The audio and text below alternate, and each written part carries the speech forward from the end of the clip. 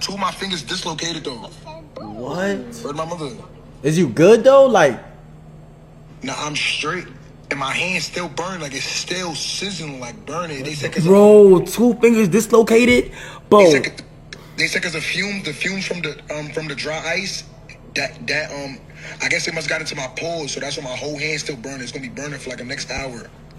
Damn. Nigga, as soon as I woke there, I literally seen Max. And Max said he was sleeping.